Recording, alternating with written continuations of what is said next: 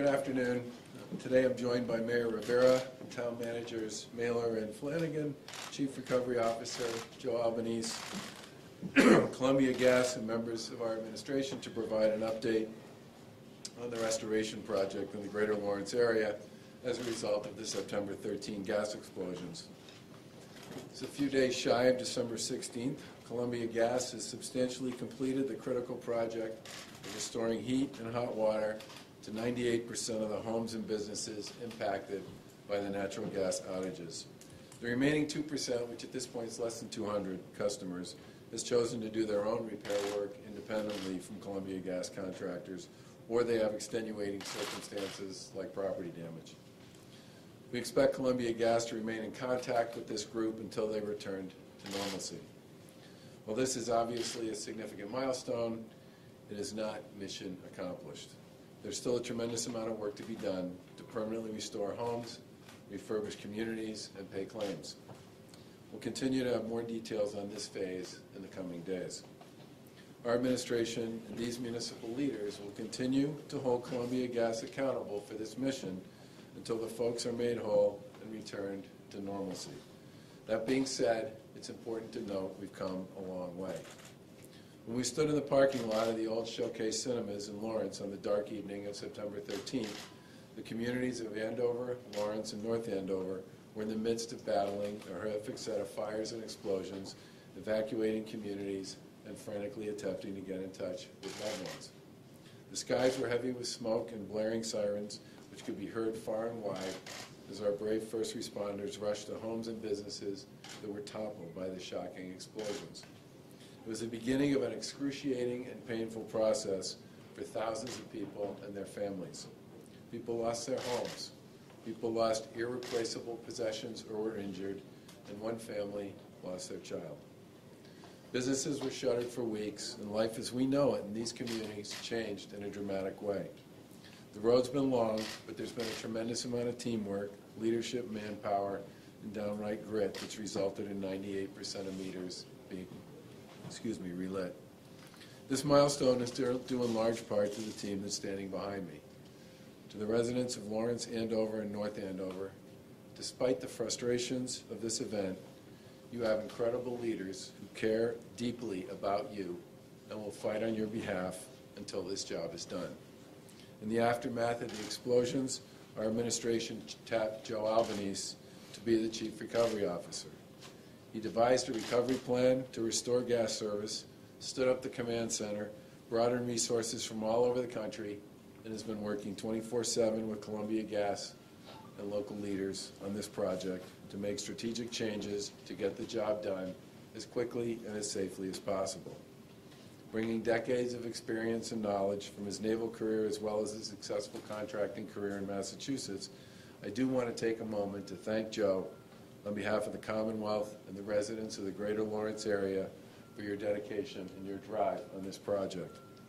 Joe will continue to support this operation, and we're grateful for his willingness to step up, take the helm, and right the ship in a big way. The creative recovery process has been taxing, and as I said, there's much that remains to be done. But a quick run through the numbers make it clear that an extraordinary amount of work has occurred in a tight time frame to get people back to normalcy. Approximately 7,500 residential and business meters have been relit. 98% of those outstanding, less than 2% remain. Nearly 18,500 pieces of equipment and appliances have been installed. Approximately 20,000 pieces of damaged gas equipment and appliances were removed and disposed of. 43.5 miles of gas main line and over 5,000 service lines were installed. More than 5,000 workers came to Greater Lawrence to work on this project, including contractors, subcontractors, linguists, plumbers, tradesmen, you name it. $78 million has been paid out to customers through the claims process, and more than 2,200 families utilized Columbia Gas-provided temporary housing over the course of the past 90 days. A vast majority of the folks, of course, are now home, and by this weekend, we expect to find the final travel trailers remaining at South Common to be hauled away. As we transition to the next phase of this project, we expect Columbia Gas to keep working with the mayor and the town managers on every aspect of this operation to support the residents of the Commonwealth who were put through this dire situation through no fault of their own. And last but certainly not least, we expect Columbia to comply with the federal government and the Commonwealth of Massachusetts to ensure they're meeting all the standards associated with both the recovery and the work that will be done going forward. I've said this before, but it bears repeating. Lieutenant Governor Polito and I have spent a ton of time in the Merrimack Valley since the explosions. We've talked to residents, to visited businesses, and worked closely with local officials. For many families, the last 3 months have contained some of your darkest hours. The sadness, the frustration, the disruption of this incident for you has been unparalleled. But the spirit and the resiliency that you have shown across this region in the midst of all of this has been a bright spot for the rest of us here in Massachusetts. People have demonstrated overwhelming kindness by donating, providing meals, and taking people in for weeks. First responders have graciously provided manpower and resources from neighboring communities. Thousands of tradesmen even agreed to live on a cruise ship in Boston Harbor and to come to work here in the Valley every day. I'm proud of the people of this Commonwealth, but especially in perilous times like this. There's more that remains to be done, but we should take great comfort in the fact that the vast majority of people have been able to return to their warm home and enjoy the remaining holidays and to be with their families. And I'd like to turn it over to Joe Albanese, the Chief Recovery Officer.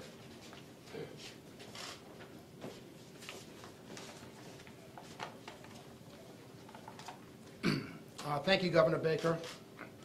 I've appreciated your leadership and the support from your staff throughout this operation. Your hands-on engagement has been significant and has set the tone for all of us on the ground. As of this moment, of the total universe of approximately 7,700 meters requiring relight, all but approximately 150 are lit, representing 2% of the relight work. The vast majority of the remaining customers who need to have gas service restored are those customers that chose to complete the work in their home and the businesses themselves. We call those people self-mitigators. For the past 2 weeks, we've been in ramp-down mode here, in a punch list mode, and our team's been primarily focused on supporting self-mitigators and a few remaining customers that have complex issues. We've reached out and invited all remaining residents with outage issues and house issues to contact Columbia Gas contractors to facilitate our repairs as our resources continue to ramp down. 4 weeks ago, we assembled a team of 16 Columbia Gas zone commanders to engage directly with these self-mitigators to provide assistance to them towards their home repairs and their relight, and we've reduced this list from 500 then to 150 today. This will be reduced to less than 50 by the weekend, and the majority of the remaining have already been scheduled to work to meet the property owner's preference. We've reached out to each and every remaining resident to offer our services, including winterization and temporary heat, and to ensure that residents and properties are not at risk. We've escalated many of these to the mayor and the town managers for assistance. To reiterate, this is not mission accomplished.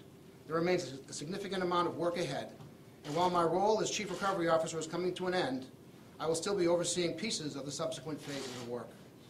There's something about these communities and this mission that's captured me and my commitment to see this through. The Merrimack Valley, their resilience and grit has been remarkable. Now, Mayor Rivera, town managers Mailer and Flanagan, you've been incredible advocates for the residents of your communities. I've admired your steadfast commitment and constant push to improve the effectiveness of the recovery operations. Thank you to your fire chiefs, police chiefs, and the work of your public works and inspectional services teams. The State Fire Marshal and Commissioner of Professional Licensure and their staff, supported by the Secretary of Energy and Environmental Affairs, played a critical role in enforcing building code and safety standards and processing permits and inspections. I also need to shout out to my 5 fellow naval officers, shipmates, that answered my call and augmented our command and control staff, providing significant leadership and guidance. The Naval Construction Force experience that you brought to the operation was important to provide the organized contingency engineering leadership to quickly build up the massive presence of more than 5,100 people at peak including more than 1,000 NiSource Columbia Gas leaders from all over the United States, 231 pipeline construction crews, and 1,150 plumbers working in basements throughout the affected area. Some other numbers. 14,000 hot plates were delivered by the National Guard in late September. Over 5 weeks' time, the Columbia Gas-led construction crews installed 43.5 miles of mainline gas pipe in the streets, requalified 13 miles of recently installed polyethylene pipe, and replaced 5,100 service lines to meet that gas-ready service to each meter bar assembly. They also closed out the construction 3 weeks early with 0 OSHA recordable injuries and 0 environmental incidents. The total of 8,447 impacted residential and business meters translates to more than 10,000 dwellings, which are actual residences and businesses beyond the meter. 4 contractors, GRS, SLS, WGP, and Windover, installed more than 25,000 carbon monoxide smoke detectors throughout the affected area. They installed more than 18,000 pieces of equipment and appliances, and removed and disposed of more than 20,000 pieces of damaged gas equipment. They managed more than 2,500 people, including those 1,150 plumbers from across the country, in an effort to relight more than 7,500 meters to date over 10 weeks. 24,992 plumbing and gas permits were pulled, and 11,385 inspections were completed by 91 inspectors from across the state. They also maximized the deployment of high-energy efficient appliances to improve the carbon footprint in the region. All this was accomplished over the last 10 weeks as we stepped off for house-ready mitigation on Wednesday, October 3rd. Temporary housing was provided to more than 2,200 families at peak. As of today, there are less than 120 families in housing, and this continues to decline each day. To meet the potential demand in coordination with Massachusetts Emergency Management Agency, we provided an inventory of 5,000 hotel rooms, 500 RV trailers, 132 apartments, and an emergency shelter and warming center for 1,000 people. The RV trailer sites are almost completely demobilized, and we are continuing to wind down the remaining temporary housing. Now, as I mentioned before, thousands of people have worked tirelessly to support this critical mission to restore gas service in the Merrimack Valley, and so many of these committed individuals, to many of them, this has been a true humanitarian effort, and for this, I want to express my gratitude and my admiration. Over the past 12 weeks, I've worked very closely with NiSource and Columbia Gas leadership, and from my direct experience, I have no question about their commitment to complete the restoration of the affected Merrimack Valley customers and property, and their commitment to safety. I have full confidence that they'll continue to commit the resources to satisfactorily meet the obligations in every way, and I look forward to working with them in the upcoming months. Governor, thank you for your confidence in me and our team, and for allowing me to play such a meaningful role in the Merrimack Valley recovery. I will now pass the podium to Pablo Vegas, NiSource Chief Restoration Officer. Thank you, Joe. I also would like to start out by saying thank you to many of the people who have been involved in this effort over the last 3 months. I'd like to start out by thanking you, Governor Baker. I'd like to thank Mayor Rivera and Town Managers Flanagan and Town Manager Mailer. I want to thank Chief Recovery Officer Joe Albanese and your key shipmate, Rich Ceylon. I want to thank the first responders, the police chiefs, and the fire chiefs, and the thousands of workers that came from across 43 states, and our mutual aid partners in the utility industry who responded immediately to the needs here. I want to thank the NiSource and the Columbia Gas team that came together from across our footprint to be a part of this restoration, and the communities of Andover, North Andover, and Lawrence. And most importantly, I want to thank you, our customers, for your patience and your understanding through what I know was an incredibly difficult time. We know this process has not been perfect. We know that it has taken longer than we expected and wanted to get to this point, but it is a milestone that we are marking today, thanks to the hard work and the dedication of so many people. That being said, we know that there is still more work to do. I want to say that NiSource and Columbia Gas will continue to be here in the community and will continue to help our customers return to a sense of normalcy. We are working with local officials on steps to address the remaining concerns for the next phase of restoration. As we move forward, we have set up customer care centers in each of the 3 communities.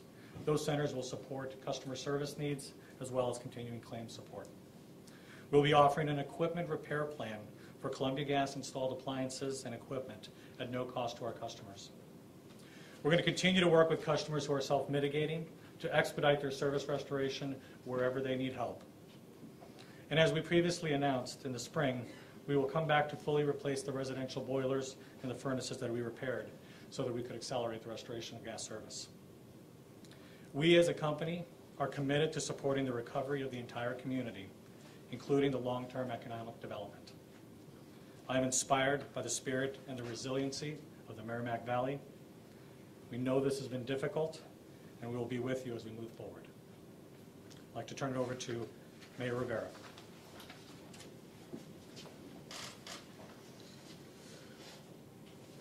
This event of September 13th has been really a human disaster from the beginning, and the work to get people home and normal has been long. Since the days of the fires and the lights were out, working to get gas back in the street, having hundreds of crews in really was 3 square miles, working every day while people were trying to get to work and home, working to get people finally in this cold weather with heat and hot water. The work of the equipment and the pipe in the street, all that stuff was very material heavy, and you could drop a stove. But this really was delicate in the way we handled people, and the work that was done to do that was also large and complicated. And even though that today we have 72 self-mitigators in Lawrence that we have to get to, I agree that the work of getting people with heat and hot water is significantly, substantially complete. I think it has been done for at least a week.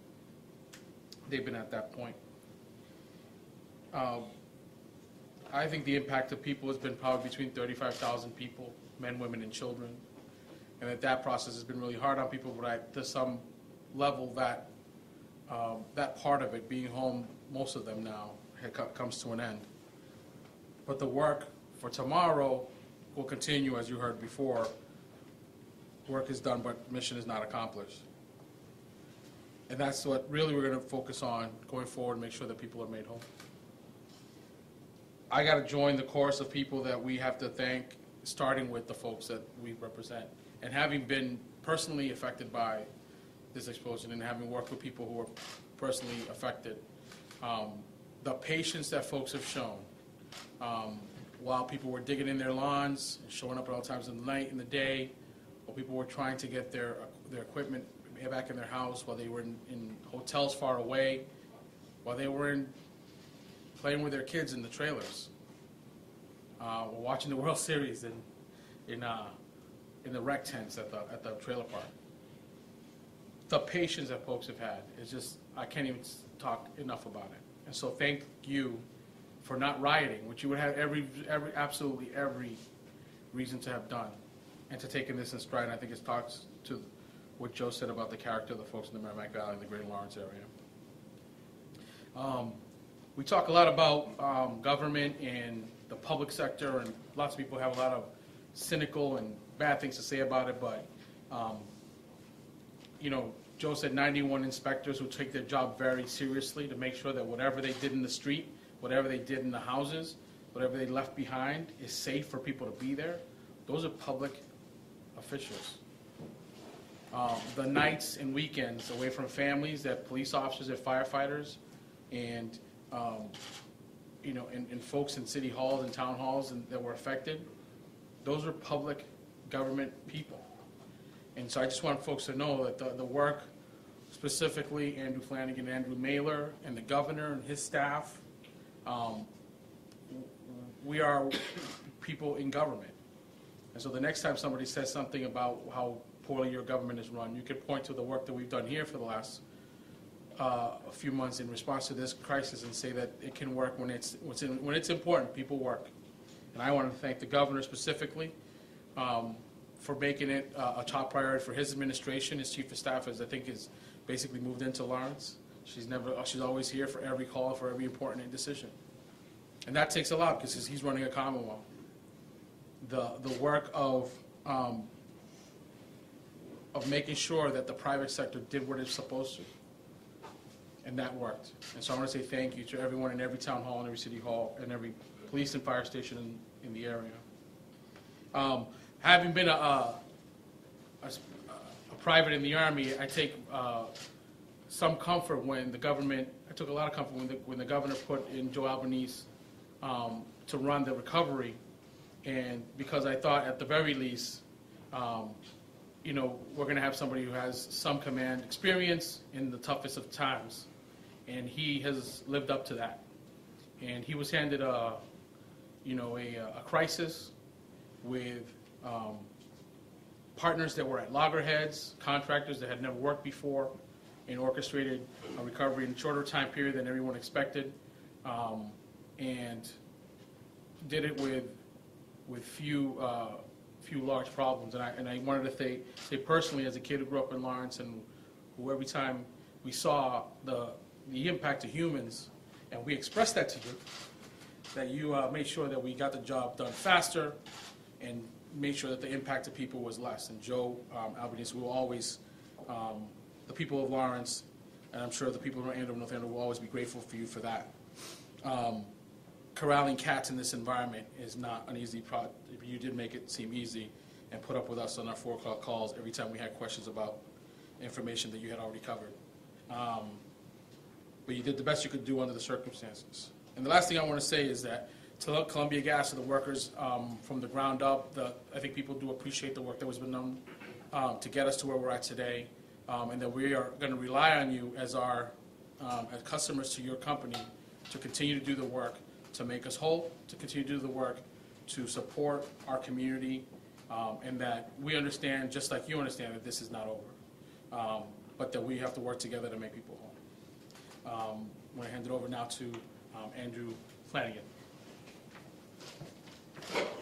Thank you, Mayor. Good afternoon.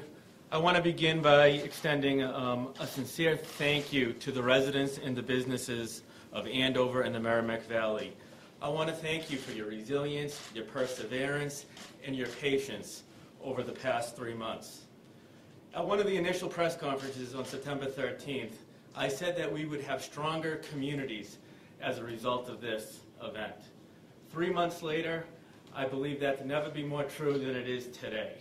The bond between our residents, bonds between residents and local businesses, bonds between local government and the residents has never been stronger. And while this has been frustrating, a silver lining I think we can take away from this is that bond and the fact that we're going to be stronger communities when this mission is over. And as has been said before, it is not mission accomplished. It's just the next step. I'm pleased that Phase 1 is substantially complete. It was completed safely, and today 98% of our residents and businesses have heat and hot water and can enjoy what's left of the holidays at home. Part of the success of Phase 1 is a direct result of the collaboration that happened between the 3 communities. My sincere thank you to Mayor Rivera, Town Manager Mailer, but that collaboration didn't end with the 3 of us. It extended to Governor Baker, Lieutenant Governor Polito, their staffs, Joe Albanese, who from day one showed up with a lot of uncertainty in what he was facing and has proceeded with overseeing this recovery with grace. I want to extend a thank you to Columbia Gas and its workers. They have been part of the collaboration. Our demands as municipalities have changed over time. They've been in excess of perhaps what they expected, but they have answered the call, and I expect that they will continue to answer the call. So as we move forward, I look forward to ensuring that Columbia Gas meets all of its outstanding obligations to the people of Andover, North Andover, and Lawrence. The mission continues, and that mission will continue with the best interests of our residents and businesses in mind. So I want to end by personally thanking the first responders, the public works officials, the inspectional service officials who've worked 7 days a week around the clock to facilitate the successful completion of Phase 1.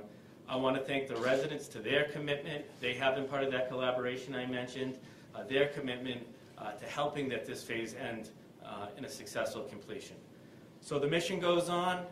I look forward to working with you, look forward to working with the partners that stand behind me today, and we will continue, as I said in the beginning, and I'll continue to say throughout the duration of this, be able to boast stronger communities when we're done. Thank you. I'm Andrew Baylor, Town Manager of the Town of North Andover.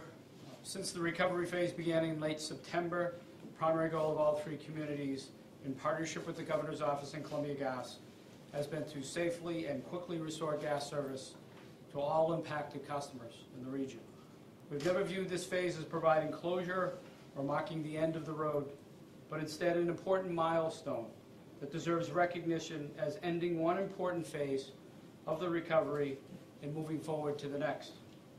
Although the path we have traveled has been at times bumpy, I have no doubt that the decision made by the Governor to encourage Columbia Gas to retain a Chief Recovery Officer in Joe Albanese has allowed us to complete this phase in a way that we otherwise would not have been able to. The reality is that from September 13th onward, every day has been different, every challenge has been new, every different circumstance has led to more people and more decisions that need to be made than we otherwise would have expected.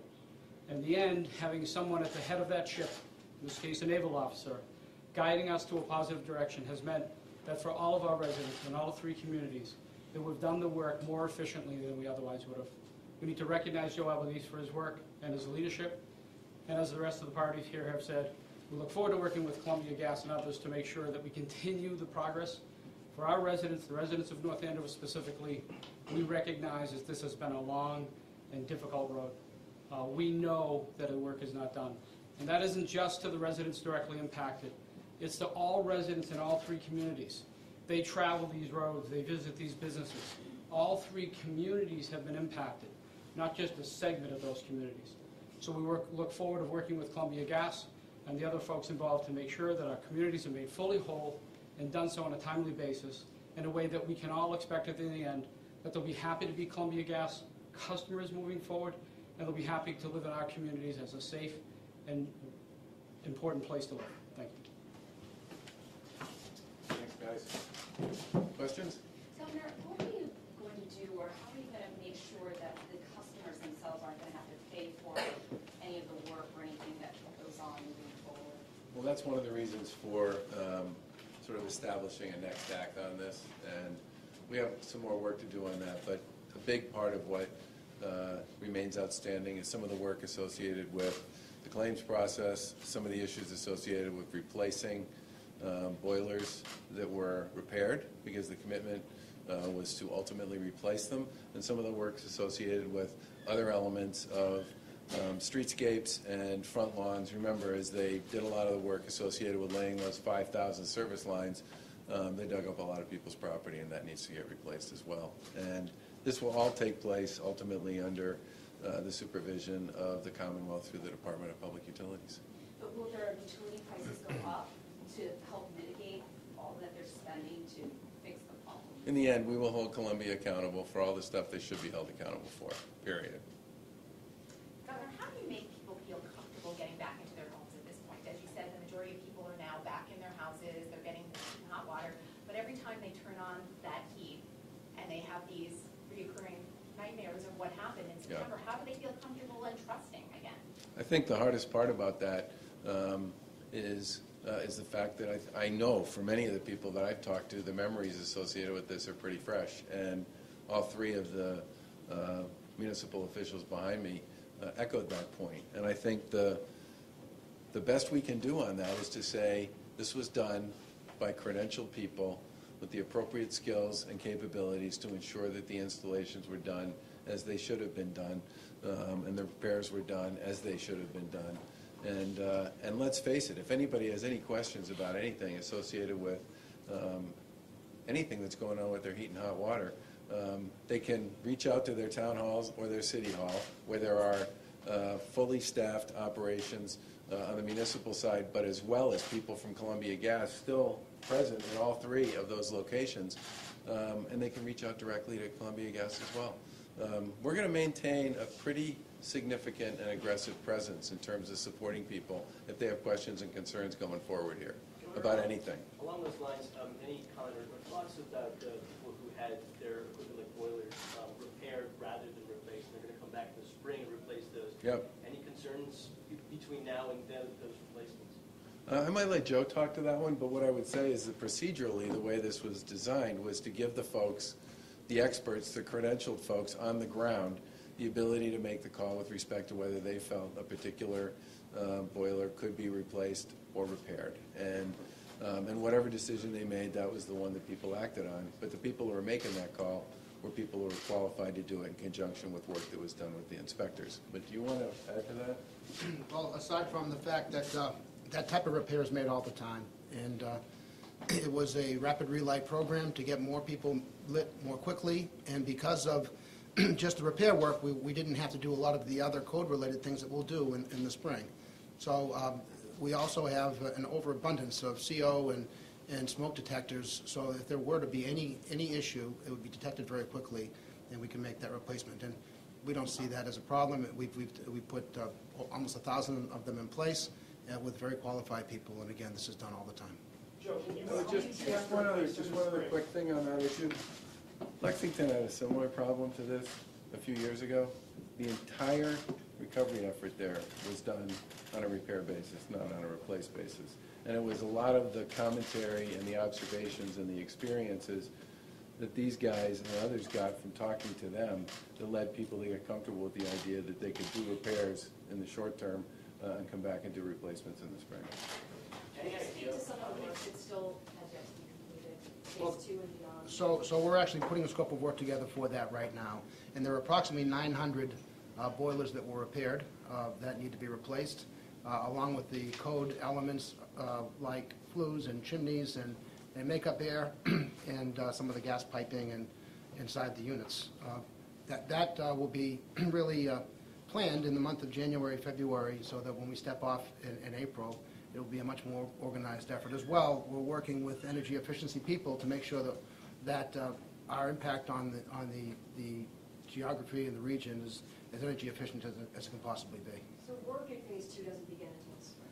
We're going to wait until after the heating season so that we don't have to compete with that, and we can also take the time to really plan it and do it in a much more orderly fashion that will be least impactful to the residents. How many claims are still outstanding for the estimate on that? Yeah, there were about 25,000 opened, and we're under, I think, 9,000 that are still being processed.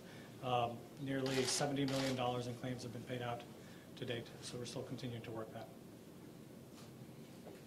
Last question. How many people are still in alternative housing, and what's their situation? Are they long-term, are they self-medication? Who are these? There were approximately 120 people today that were still in 120 families in alternative housing today. Of those 120 families, there were more than 40 that had been lit in the last 48 hours that will be processing out. We expect that there'll be probably 30 to 40 longer-term residents of temporary housing that have bigger issues like abandoned properties and things like that. The population of self-mitigators that are in family housing is less than 50. And so we expect that over the next few weeks they'll be vacating temporary housing as well. Let me say something about that too. I think in the full board effort to get as many people lit with heat and hot water in their homes, that there's a group of people that are, or at least folks in my office are calling long-term displaced. And we're going to double back and make sure that we have both arms around those people in that group, or the house at Chickering Road, the police officer's house over on Jefferson Street, just making sure that belts and suspenders with those people, they're being supported. Well, the number you saw of people that they have their boiler fixed or replaced was huge. The number of people whose lives are upside down even after they have heat and hot water in their house is a significant number. We want to make sure we double back on those people to make sure those families feel the weight of the love and support from the rest of us. What do you mean by, Mayor, what do you mean by long-term displaced? Oh yeah, I'm talking about people who had structure fires, like the house on Springfield Street. There's, that was a 6-unit house. The Chickering Road house. Those families, everybody else had a house like myself. We had a house to go back to get heat and hot water at, and those people don't have that. And so we want to make sure. And some of those people are in temporary housing, in either apartments or in hotels. And we want to make sure that their future looks just like the businesses that we've relit, just like the families that we have with heat and hot water. Thanks, everybody. Thanks, guys.